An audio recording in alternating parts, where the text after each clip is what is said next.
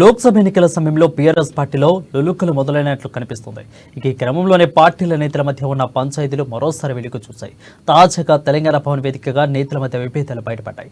ఇక పార్లమెంట్ ఎన్నికల నేపథ్యంలో ఇవాళ తెలంగాణ భవన్లో సికింద్రాబాద్ పార్లమెంటు సన్నాహక సమావేశం నిర్వహించారు.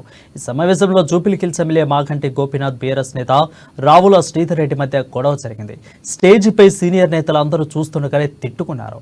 అయితే ఎమ్మెల్యే మాగంటి గోపీనాథ్ మాట్లాడుతుండగా శ్రీధర్ రెడ్డి అనుకున్నారు. అయితే ఇక సందర్భంగా శ్రీధర్ రెడ్డిపై మాగంటి ఆగ్రహం వ్యక్తం చేశారు.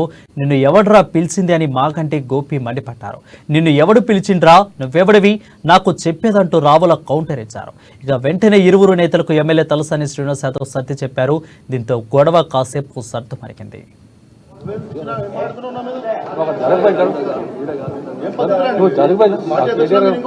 రెండు నిమిషాలు కేటీఆర్ గారు వస్తున్నారు. నిన్ను ఎవరు పిలిచారు అసలు?